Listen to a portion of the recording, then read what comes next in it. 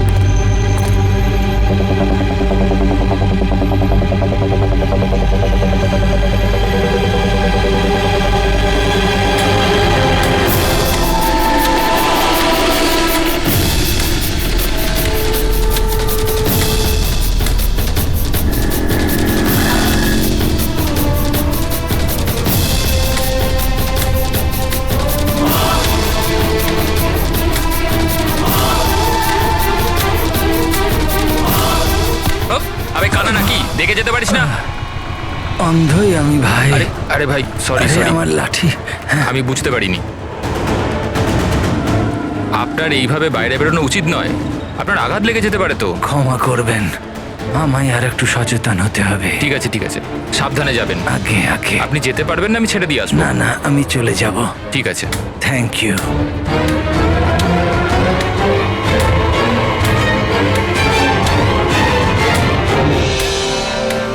কি হলো রে বাবা, ব্যথা করছে কেন?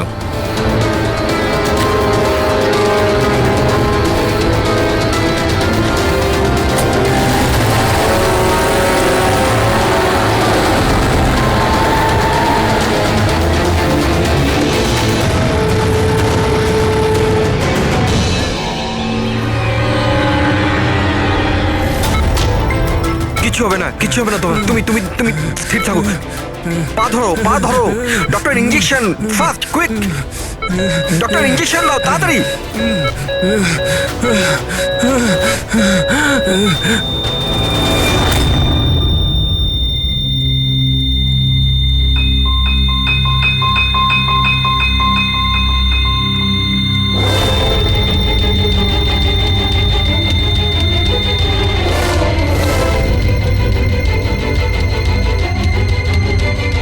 Oh my God, he's dead. আর এনার মৃত্যু ন্যাচারালও নয়। এবার কি? আমি জানি প্রিয়া, ইটস এ মার্ডার। আমি ডক্টর সালুখেকে এই কেসের ব্যাপারে সব কিছু বলে দিয়েছিলাম। এতক্ষণও তো উনি ফাইন্ড আউট করেই নিয়েছেন যে রমেনের মৃত্যুর প্রকৃত কারণ কি। বিষ? রমনের মৃত্যু বিষক্রিয়ায় হয়েছে? হ্যাঁ বস, খুব মারাত্মক বিষ। প্রথমে এটা মানুষের মস্তিষ্কে প্রভাব বিস্তার করে। প্রথমে ডিলেরিয়াম, ফটোফোবিয়া, অ্যামিনেশন। তারপরে ওই বিষটা অন্য অঙ্গ প্রত্যঙ্গে প্রভাব বিস্তার করে। বাকি অঙ্গ প্রত্যঙ্গ ধীরে ধীরে কাজ করা বন্ধ করে দেয় আর মানুষের মৃত্যু হয়। ডক্টর সালুখে, এটার কোনো অ্যান্টিডোট হবে নিশ্চয়ই? সব বিষেরই অ্যান্টিডোট হয় ফ্রেডি, কিন্তু সেই জন্যে আমাদের ওই বিষের ব্যাপারে সবকিছু জানা প্রয়োজন। আর বস, এই বিষ খুব সহজে ধরা যায় না। আমাকেও অনেক ধরনের টেস্ট করতে হয়েছে ওই বিষটা আইডেন্টিফাই করতে। স্যার, বীজ দিয়ে মারা আলাদা কথা, কিন্তু এমন বীজ দেওয়া যাতে এইভাবে ছটফট করতে করতে মরবে, এটা কিরকম চমকে যাওয়ার মতো কথা না স্যার? সে যেই হোক এতটাই ঘৃণা করতো রমনকে যে ও ওকে এরকম সাংঘাতিক ভাবে মেরে ফেললো। বুঝে উঠতে পারছি না কে হতে পারে। যে কেউ হতে পারে স্যার। স্যার ওই রমেনের জুয়োর নেশা ছিল, ক্রিকেট, রেসকোর্ট, সাট্টা, সব রকমের জুয়া। আর এইসবের চক্করে ওর 5 কোটি টাকার ধার হয়ে গিয়েছিল। 5 কোটি? 5 কোটি? হ্যাঁ স্যার, ওর কাছে হুমকি ভরা মেসেজ এসেছিল। ওর ফোন রেকর্ডে এরকম প্রচুর মেসেজ রয়েছে যেগুলো ওকে বুকিজ আর সাট্টার লোকেরা পাঠিয়েছিল। এই দেখুন। স্যার, হতে পারে যে এদের মধ্যেই কারুর হুমকি সত্যি হয়ে গেছে হয়তো। বুঝতে পারছি না, কিন্তু যেভাবে মেরেছে স্যার মনে তো হচ্ছে না কোনো বুকির কাজ এটা। যাই হোক, এদের ডাকতে তো হবেই, দেখা যাক কিছু পাওয়া যায় কিনা। Hello ACP Pradyuman. আচ্ছা, ঠিক আছে।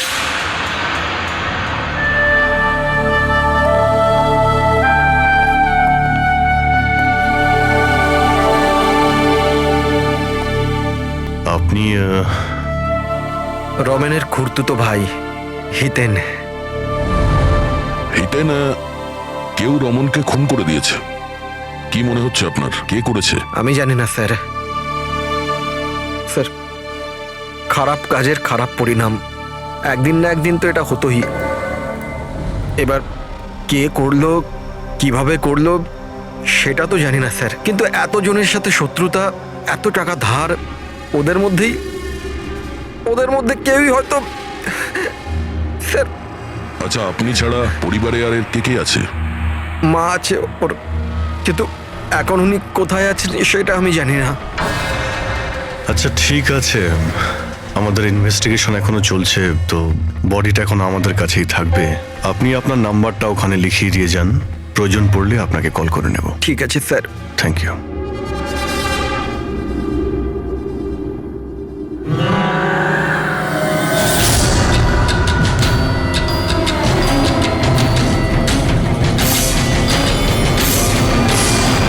মনে হচ্ছে এতটা দুঃখ পাইনি যেটাও দেখাচ্ছে।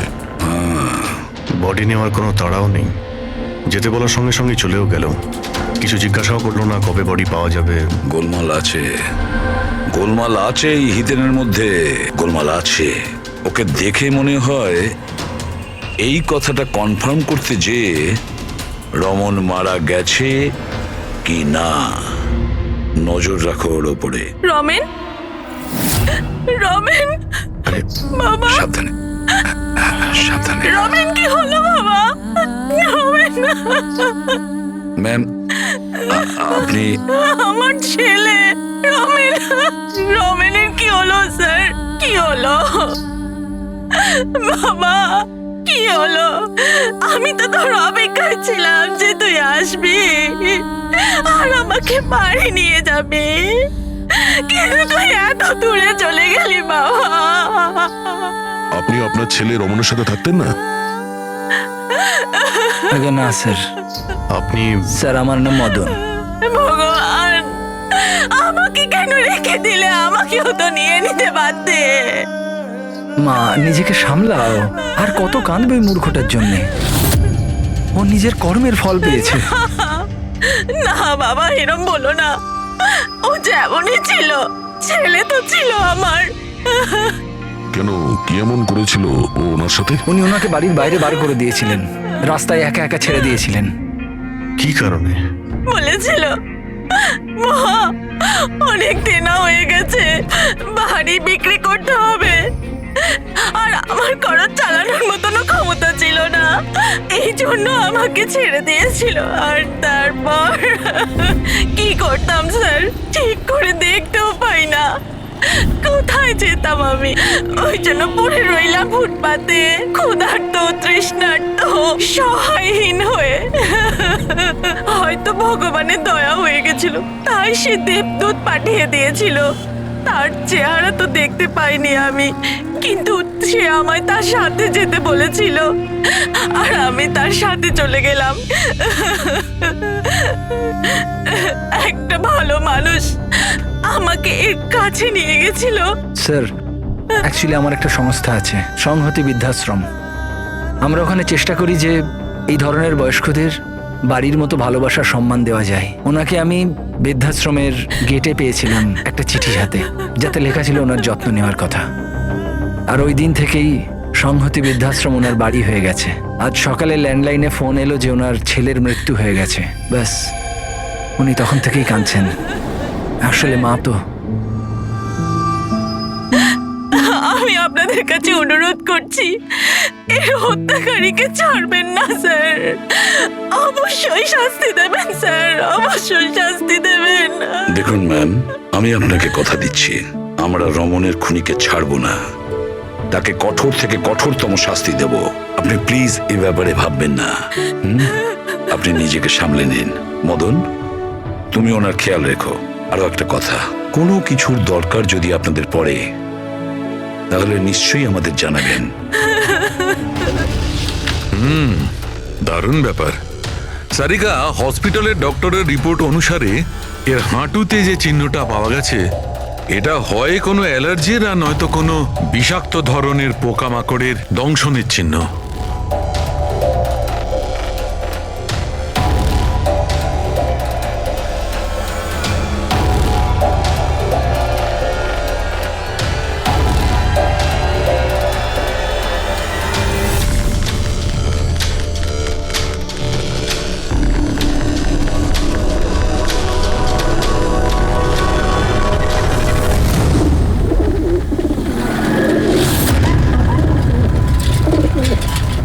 স্যার, এই হিতেনের হাবভাব কিন্তু ভালো ঠেকছে না। এমন এমন সব লোকজনের সঙ্গে ওর পরিচয় আছে যে ওকে সন্দেহ করাটা স্বাভাবিক।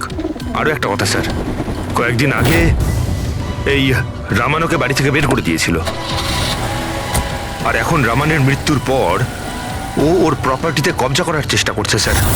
স্যার, আমি ওর স্কিনে না কিছু অদ্ভুত জিনিস দেখছি।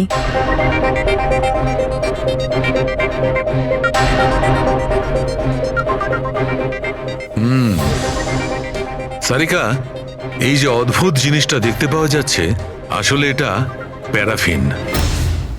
প্যারাফিন? আরে, তার মানে ওই বিষটা ওর থাইতে ইনজেক্ট করা হয়েছিল? করা হয়েছে, ওই বিষটা এর থাইতেই ইনজেক্ট করা হয়েছে। তাহলে এই মোম কোথা থেকে এলো? মোম কোথা থেকে এলো? সারিকা, এইখান দিয়ে খুনি বিষ ইনজেক্ট করেছে। আসলে এই বিষটা মোম দিয়ে, প্যারাফিন দিয়ে কোটেড ছিল। এই জন্যে এর চামড়াতেও আর এর রক্ততেও প্যারাফিন পাওয়া গেছে। কারণ খুনি চায়নি যে এই বিষটাও শরীরে গিয়ে খুব শিগগিরই কাজ শুরু করুক, সেই জন্য ও এটাকে কোট করে দিয়েছে। আর এই যে বিষটা এসকামাইন, এটা একটা বায়ো পয়জন, জৈবিক বিষ।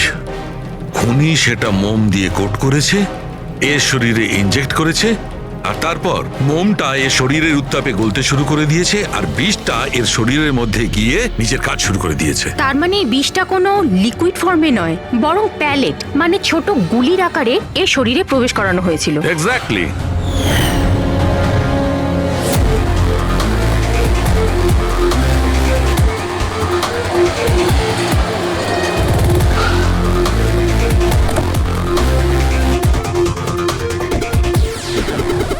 এই হলো সেই কনস্ট্রাকশন সাইট যেখানে রমন ইঞ্জিনিয়ার ছিল। ওর কলিগেরা বলছিল যে এখান থেকে বেরোনোর পরে ওর পায়ে একটু সমস্যা হয়েছিল।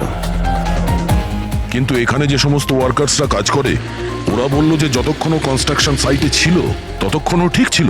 তার মানে যা কিছু ঘটেছে কনস্ট্রাকশন সাইট থেকে বেরিয়ে এসে ঘটেছে, তার মানে এখানেই হয়েছে। এখানে তো আশপাশটা খুঁজে দেখি, যদি কেউ কিছু দেখে থাকে। স্যার, আপনারা যান, আমি একটু চা খেয়ে আসছি। মানে ওই চাওয়ালাকে জিজ্ঞেস করে আসছি যে কিছু দেখেছে কিনা।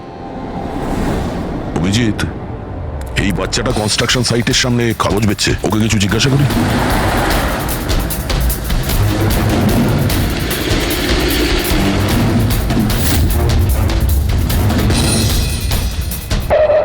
কি নাম বাবা তোমার? চুটকি। ছুটকি। আচ্ছা, তুমি এটা দেখো তো, এটা এই ছবিটা ভালো করে দেখো, দেখো তো তুমি একে চিনতে পারছো কিনা। হ্যাঁ, এই লোকটা তো আমার কাছ থেকে খবর কাগজ কিন্তু 3 দিন ধরে আসছে না। তাহলে 3 দিন আগে তুমি এই আঙ্কেলকে এখানে দেখেছিলে? হ্যাঁ, একটা লোকের সঙ্গে ধাক্কা খেয়েছিল, ওনার চোটও লেগেছিল। ওই লোকটা কেমন অদ্ভুত ছিল। অদ্ভুত? অদ্ভুত মানে? আবে অন্ধ নাকি, দেখে যেতে পারিস না? অন্ধ আমি ভাই।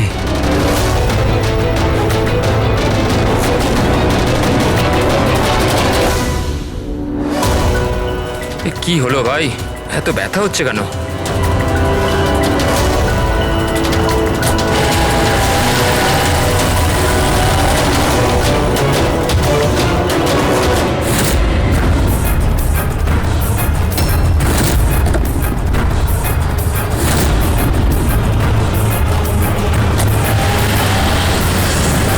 তার মানে ও অন্ধ ছিল না, ওই হামলা করেছিল রমনের ওপর। আচ্ছা এটা বলো তো যে ওই আঙ্কেলকে তুমি চিনতে পারবে? তুমি কি ওকে ঠিক করে দেখেছিলে? না। আচ্ছা ওই গাড়ির নাম্বারটা মনে আছে? না আঙ্কেল, ওই আঙ্কেলকে গাড়ি চালাতে দেখে আমি অবাক হয়ে গেছিলাম, এই জন্য গাড়ির নাম্বার মনে নেই। কিন্তু কি হয়েছে আঙ্কেল? ইঞ্জিনিয়ার আঙ্কেল ঠিক আছে তো? না বাবু, ওর কিছু হয়নি। ও অন্য কোনো কনস্ট্রাকশন সাইটে চলে গেছে, এখনো এখানে আসবে না। Thank you. হ্যাঁ, তুমি এখন নিউজ পেপার বিক্রি করছো, তুমি স্কুলে যাবে না?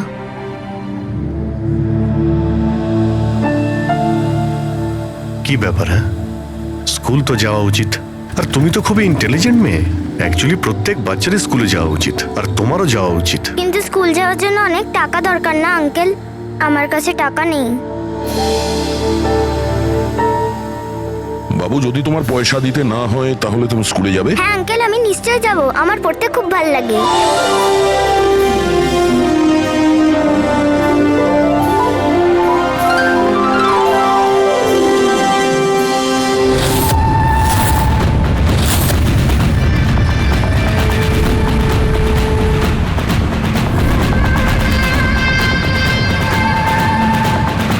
সমীর, এবার তোমার পালা। হ্যাঁ বলো। ভাই তুমি একবারে বুঝতে পারো না নাকি? দেখো, আমি তোমায় আগেই বলেছি, তুমি যা খুশি করো, আমি ওই ফালতু জায়গার জন্য একটা টাকাও খরচ করব না।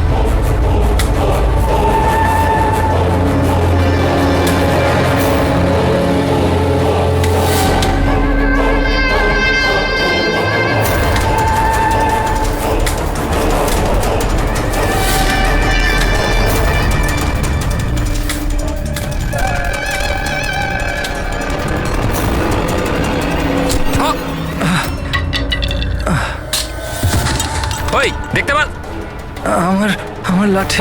Sorry sorry sorry sorry sorry I am sorry এই তো লাঠি। I am sorry, extremely sorry. আপনার কোথাও লাগেনি তো? আপনি ঠিক আছেন তো? আমি আপনাকে কোথাও ছেড়ে দিই? না না, আমি ঠিক আছি, আমি চলে যাব। আপনি আপনি ঠিক আছেন তো? হ্যাঁ, আমি আমি আমি আমি ঠিক আছি। আপনি সাবধানে যাবেন। হ্যাঁ ঠিক আছে, আপনি সাবধানে যাবেন। ওকে, থ্যাংক ইউ। হ্যাঁ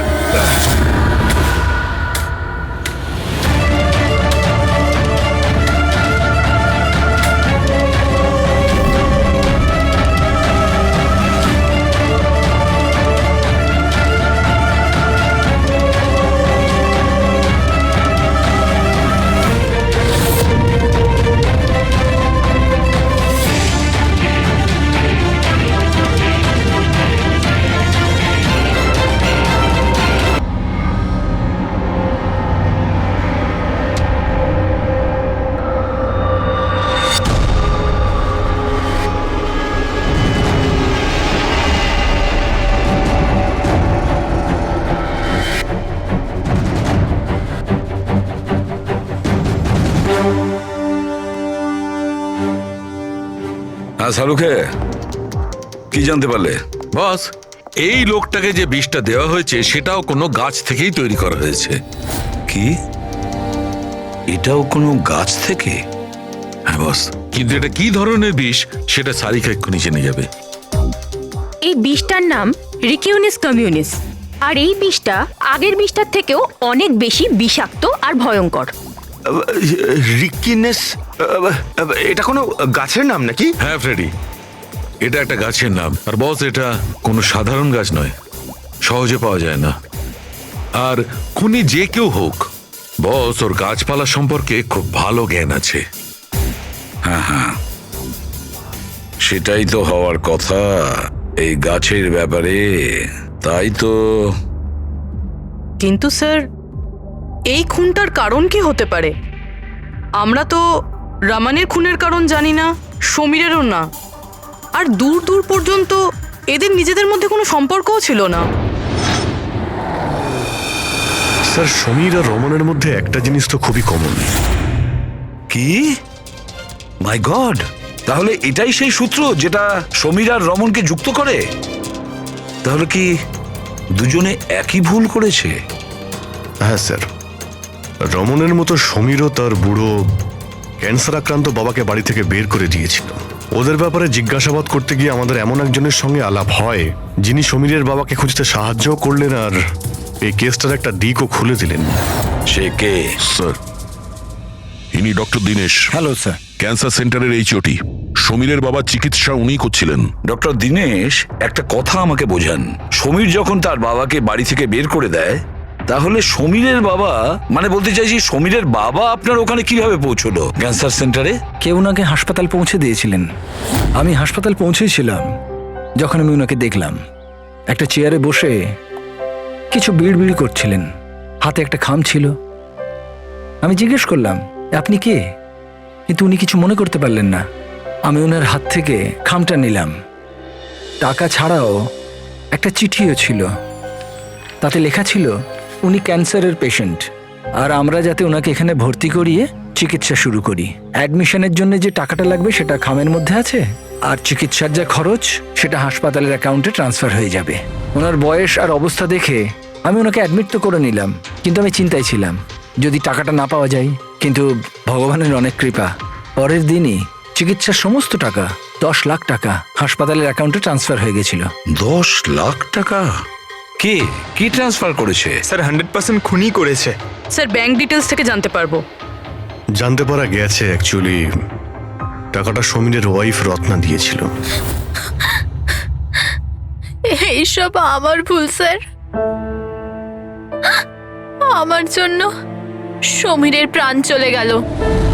আমি ওকে বলেছিলাম বাবার দেখাশোনার জন্য খুব প্রবলেম হচ্ছিল, আর সব সম্পত্তি আর সব আমাদের নামে হয়ে গিয়েছিল। তাই আমি সমীরকে বলে বাবাকে বাড়ি থেকে বের করে দিয়েছি। লজ্জা হয় না তোমার? সমীরের বাবা তোমারও বাবার মতনই, তাকেই বাড়ি থেকে বের করে দিলে। তাহলে এসব করার পরেও ওনার ট্রিটমেন্টের জন্য 10 লাখ টাকা কেন দিলেন? আমাকে কেউ হুমকি দিয়েছিল স্যার যে বাবার চিকিৎসার জন্য 10 লাখ টাকা না দিলে ও সমীরকে আর আমাকে মেরে দেবে। স্যার আমি ওনাদের 10 লাখ টাকা দিয়ে দিয়েছি, তাও ওরা সমীরকে মেরে ফেললো। আর আর এখনো বলেছে যে প্রতি মাসে বাবার চিকিৎসার জন্য 50,000 টাকা না দিলে ও আমাকেও মেরে ফেলবে। কারোর উপর সন্দেহ আছে তোমার? না। ওর ব্যাপারে কিছু মনে আছে? ওর গলার স্বর, কথা বলার ধরন? কিচ্ছু মনে নেই স্যার, প্লিজ আমাকে বাঁচিয়ে নিন স্যার। আমি মরতে চাই না স্যার, আমি বাবাকে বাড়ি নিয়ে আসবো। আমি এখন থেকে ওনার সব সময় দেখাশুনো করব, ওনার কোনো কষ্ট হবে না স্যার। প্লিজ আমাকে বাঁচিয়ে পাবেন নিন না। Sir, please. আপনার কিচ্ছু হতে দেব না, কেমন? পুরবিয়া কাজ করো যে নাম্বার থেকে ওকে হুমকি দেওয়া হতো, সে নাম্বারটা নাও আর দেখো কোথাকার। আপনি যান। চলুন।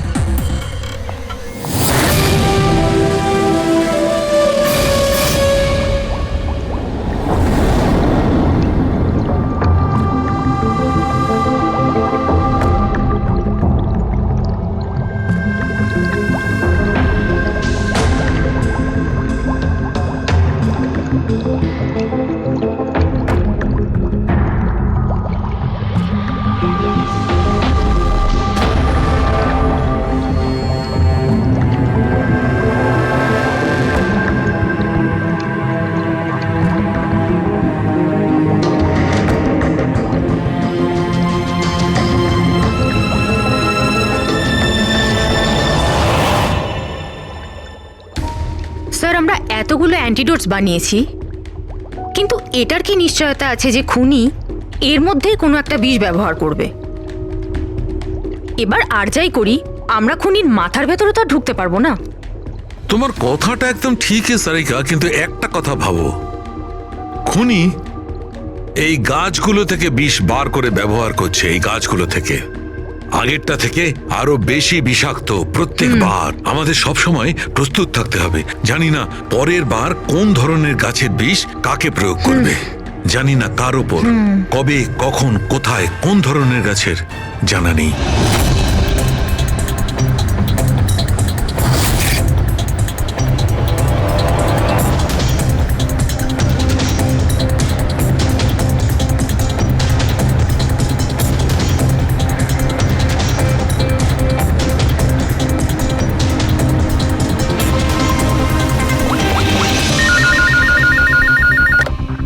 হ্যালো, হ্যাঁ হ্যাঁ পুরবি বলো। স্যার সেই ফোন বুথটা যেখান থেকে খুনি রত্নাকে খুনের হুমকি দিয়েছিল সেটা ওই বান্দ্রা রেল স্টেশনের কাছেই। Bandra railway station? কিন্তু ওখানে তো খুব ভিড় থাকে, ওখানে নিশ্চয়ই ও অন্ধ সেজে এই কাজটা করেনি। খুবই কঠিন এটা জানতে পারা। স্যার কেউ কিছু জানে না সেটা ঠিক, কিন্তু একটা বিশেষ ব্যাপার হলো সেটা এই ফোনগুলো সকাল 11টা থেকে 12টার মধ্যে করা হয়েছে। আর রেলওয়ে স্টেশনের কাছে একটা বাস স্ট্যান্ডও আছে যেখান থেকে পুনেতে বাস যায়। পাশেই বাস স্ট্যান্ড আছে, মানে ও ট্রেনে করে যেতে পারে আর বাসে করেও। ঠিক আছে, কোনো ব্যাপার না, দেখছি। ভাইন্দার, তার মানে খুনি মুম্বাইতেই থাকে আর শুধুমাত্র সমীরকে খুন করার জন্যই পুনা গেছিল? তাহলে পুনাও ট্রেনে করে গেছিল, কিংবা বাসে, কিংবা কোনো প্রাইভেট গাড়ি, কিংবা তার নিজের গাড়িতে। সেটাই তো স্যার, খুনি এটা জানতো যে আমরা রত্নার কাছে পৌঁছবই, আর এই কলের ব্যাপারটাও আমরা জেনে যাব। সেই জন্যই ও আমাদের বিভ্রান্ত করছে, আমাদের সঙ্গে খেলতে চাইছে। হ্যাঁ, খেলাই খেলছে। কিন্তু স্যার আমরা খুনি পর্যন্ত পৌঁছবো কি করে? আমাদের কাছে তো ওর বিরুদ্ধে কোনো ইনফরমেশনই নেই, আর আমরা এটাও জানি না যে ওর পরবর্তী শিকার কে হবে। পঙ্কজ, খুনি শিকারের কাছে পৌঁছানোর আগেই আমরা তার কাছে শিকার পৌঁছে দেব। এই ঘটনাটা আজ সকাল 10টার মুম্বাইয়ের গোরেগাঁও রেলওয়ে স্টেশনেতে একজন বয়স্ক মানুষ ট্রেনের সামনে এসে আত্মহত্যা করার চেষ্টা করছিলেন। আশপাশের লোকেরা ওনাকে বাঁচিয়ে নিয়েছেন। আসুন জেনে নেওয়া যাক কি কারণ ছিল যেটা একটা বয়স্ক মানুষকে এটা করতে বাধ্য করছিল। ছেড়ে দাও আমাকে, কেন আমাকে ধরে রেখে দিয়েছো? ছেড়ে দাও আমাকে, আমি বাঁচতে চাই না।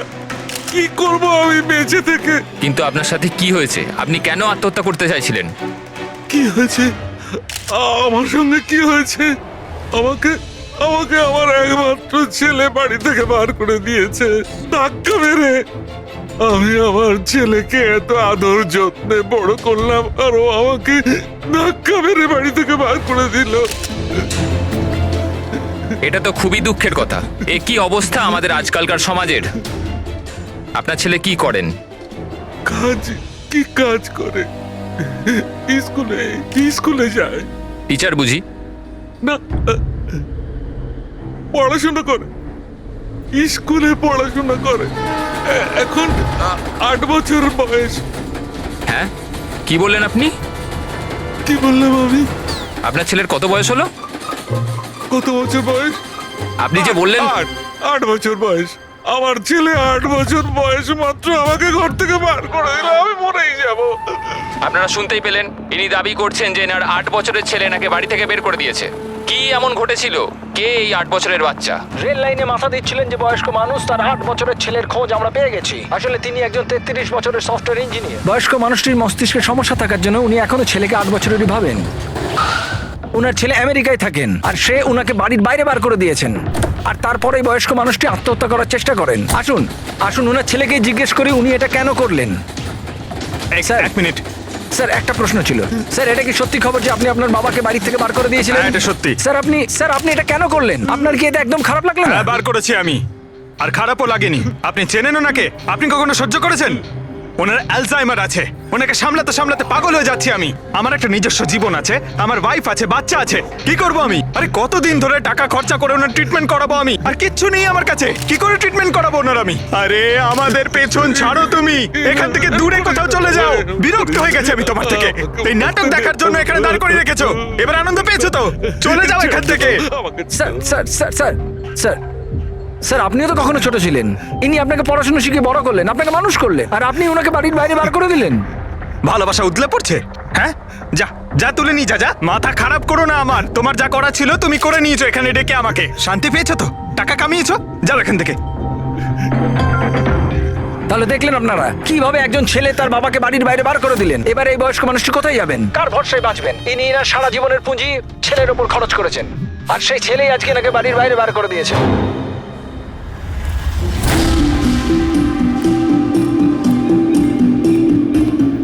সুন্দর সুন্দর বেলুন আছে, বাড়ির বাচ্চাদের জন্য নিয়ে যান। বেলুনওয়ালা এসে গেছে, বেলুনওয়ালা। এই যে ম্যাডাম, বেলুন বেলুন নিয়ে নিন, নিয়ে যান। হ্যালো, বেলুন বলবেন, বেলুনওয়ালা। বেলুন বেলুন নিয়ে যান, বেলুন। বেলুন নেবে নাকি বাবা? বেলুন নিয়ে যাও। নেবে বেলুন? বেলুন বেলুনওয়ালা, বেলুন। বেলুন নিয়ে যান।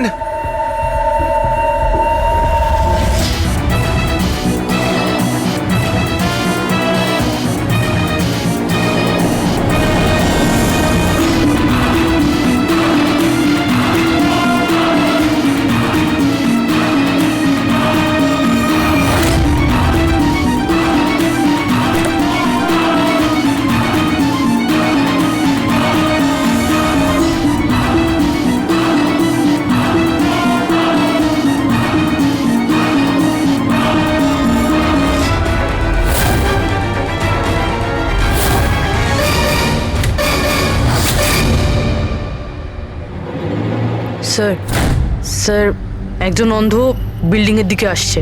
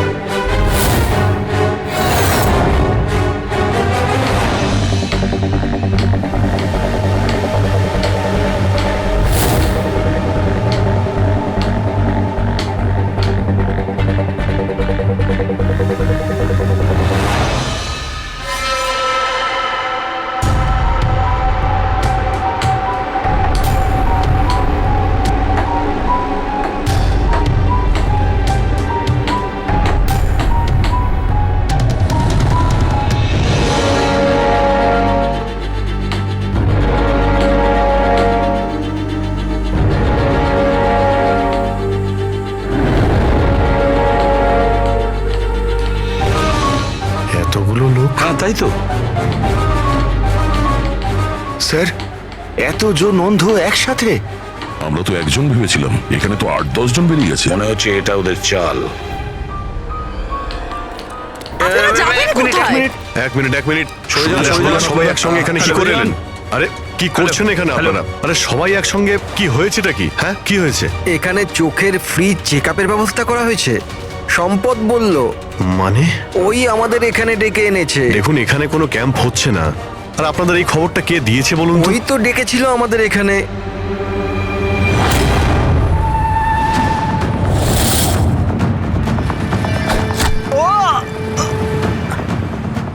পঙ্কজ! পঙ্কজ! পঙ্কজ, পঙ্কজ! আরে ওই তো, ধরো ওকে। চলো পঙ্কজ, পঙ্কজ!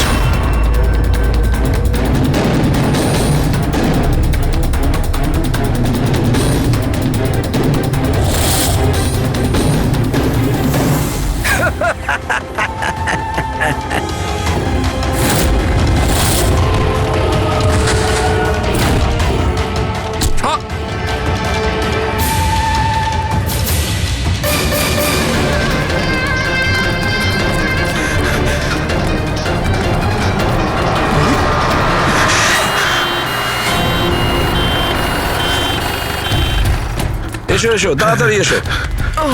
পঙ্কজ, তোর কিচ্ছু হবে না। কিচ্ছু হবে না। পঙ্কজ, একে অ্যাম্বুলেন্সে নিয়ে যাও।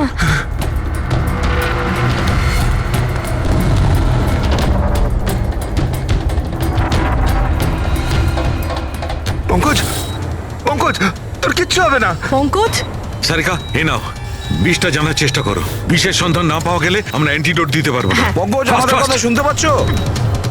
ও শুনতে পাচ্ছে না, ওকে ঘুমোতে দিও না। আই উইশ আমাদের কাছে অ্যান্টিডোজটা আছে, না হলে ওকে আমাদের হসপিটালে নিয়ে যেতে হবে। অ্যান্ড আই এম শিওর এই বিষটা আগের বিষটার থেকে অনেক বেশি সাংঘাতিক। স্যারকে একটা কাজ করো, ন্যাশনাল বায়ো সেন্টারকে ফোন করো আর ফোনটা আমায় দাও।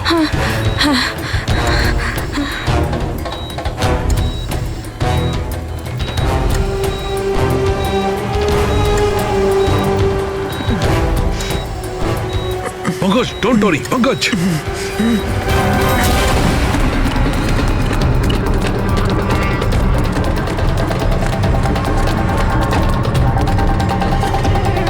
স্যার, ও মাই গড, এটা হতে পারে না। বস, ওর তো বিষটাই পাল্টে দিয়েছে। কিন্তু স্যার আমাদের কাছে এতগুলো অ্যান্টিডোটস আছে, একটা তো অন্তত কাজ করবে। কোনো কাজ করবে না বস, এটা গাছের বিষই নয়, ও বিষটা পাল্টে দিয়েছে। এবার কি হবে সালুকে? কিছু একটা করো। পঙ্কজ, পঙ্কজ কি ব্রিদিং, সব ঠিক হয়ে যাবে। হ্যাঁ,